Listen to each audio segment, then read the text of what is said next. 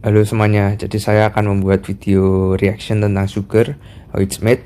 Jadi langsung aja kita tonton videonya. Jadi ini proses pemanenan tebu. Kalau di luar negeri sudah menggunakan mesin, pengembangan mesin sendiri sudah dimulai sejak tahun 1920. Ini kemudian tebu yang sudah dipanen di washing, dicuci supaya terbebas dari kontaminan, terbebas dari pengotor, jadi biar proses ekstraksinya lebih mudah.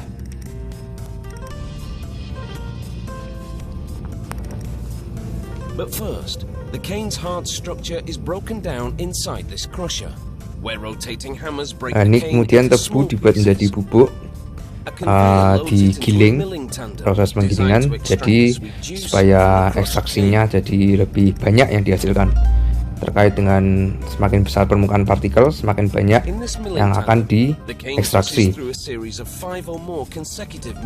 Yaitu di bawahnya ada air tebu, air dari gula tebu, itu masih warna coklat ya, masih belum murni.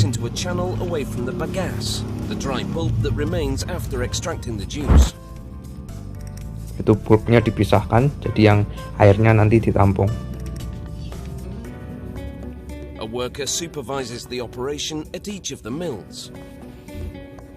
A vat collects the juice that flows from the top and bottom of the mills. Now that the juice is extracted from the sugar cane, it's time to process it. Sudah selesai proses ekstraksi dari tebu. Kemudian ini ada proses uji kemurnian dari konsentrasi gula yang ada di dalam tebu.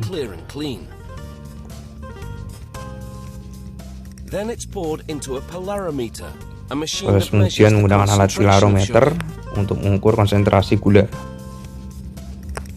The juice from the mills now falls through this 10-meter high tower. As sulfur dioxide vapors rise through it. Ini kemudian proses ditting, sulfitasi menggunakan gas sulfur. Itu salah satu dari 3 proses ditting atau pemurnian gula. Workers add powdered lime to water, preparing a solution to which they will then add the juice.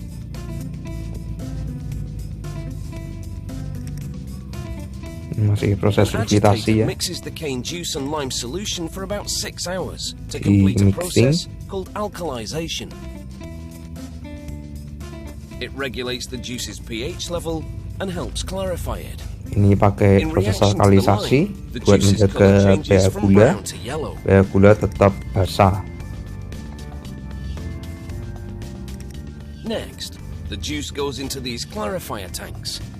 It takes over 2 hours for the juice to settle. Ini masuk ke proses klarifikasi. Ini untuk memisahkan gula dari ini ya endapan-endapannya. Jadi nanti gulanya ada di atas, endapannya ada di bawah.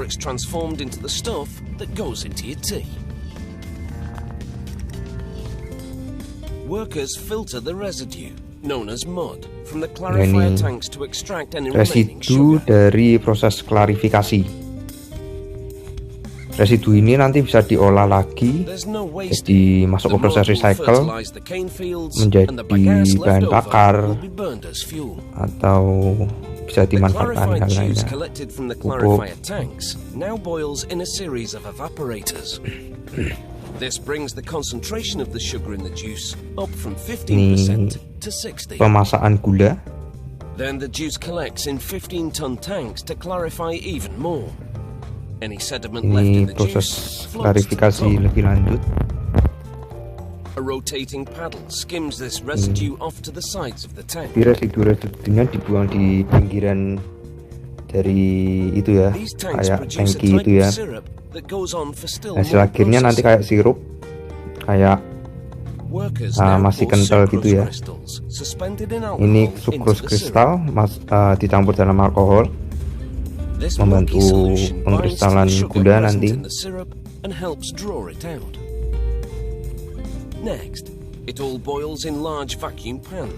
Ini dimasak lagi supaya proses pengkristalan gulanya terbentuk. The goal, to produce a thick crystallized paste known as masquite. Tujuannya untuk membentuk kristal gula yang tebal ya. Kemudian disentrifugasi untuk memisahkan kristal-kristal dan alkoholnya tadi. This action draws the molasses to the outer shell of the machine, while the crystals remain in the inner basket. Jadi kristalnya itu yang terbuang bukan kristal ya. Jadi selain kristal yang terbuang, tapi kalau kristalnya tetap di itu yang muter di keranjang di kiri itu. Then the water is drawn out, so only the crystals remain. This centrifuge draws out moisture from the sugar, just like a washing machine on spin cycle dries your clothes.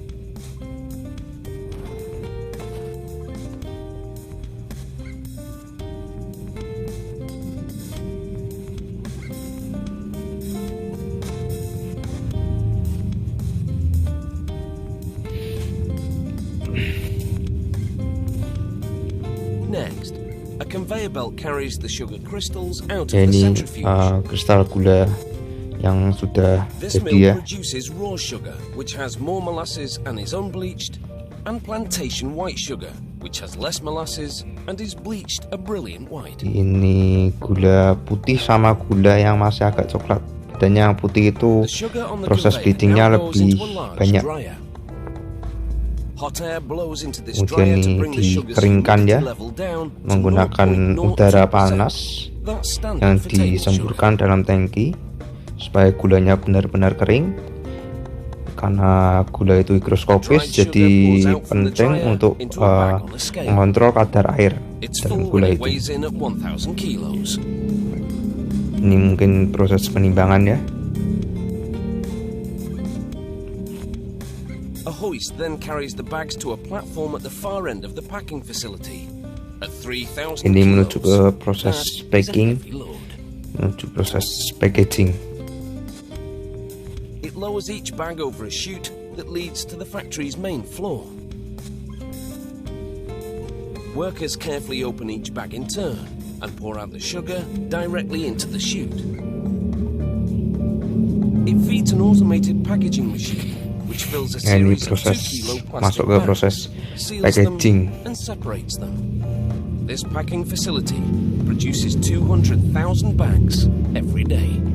That means Bisa memproduksi 200.000 tons of white sugar daily. kantong gula setiap hari. Ya jadi itu video reaction tentang sugar, how it's made. Ya dan menurut saya sangat penting ya kalau mata kuliah teknologi pangan itu, karena kita tidak bisa lihat video tutorial tentang proses pengolahan pangan terus kita mengerti maksudnya apa, tujuannya apa, prinsipnya apa. Kalau kita cuma nyari di YouTube, kita search video tutorial pangan, teknologi pangan, kita pasti nggak akan tahu, nggak akan paham apa proses-proses yang terjadi di dalam proses pengolahan tersebut. Jadi kayak mata kuliah seperti teknologi pengolahan pangan itu penting ya. Jadi saya bisa menjelaskan tadi seperti di video tadi saya bisa menjelaskan sedikit-sedikit tentang apa proses yang terjadi itu, karena semuanya saya terima ilmunya, ilmu basicnya ada di salah satunya ilmu teknologi pengolahan pangan. Jadi kalau kita sudah mengerti ilmunya, apa yang terjadi, prinsipnya, tujuannya dilakukan proses itu seperti apa, kedepannya kita bisa membuat suatu inovasi atau suatu produk baru dari ilmu yang kita dapatkan ya. Oke, jadi untuk harapan untuk mata kuliah teknologi pangan mungkin lebih banyak diadain factory visit ke pabrik-pabrik pangan. Jadi ke pabrik apapun itu sangat welcome kok. Tapi mungkin sama masa pandemi ini masih belum bisa ya. Cuman ya kalau disambung setelah, mungkin kalau sudah boleh habis pandemi juga nggak apa-apa sih. Dan nilai peminatan saya di mata kuliah teknologi pangan ini saya beri nilai 5. Jadi sekian dan terima kasih.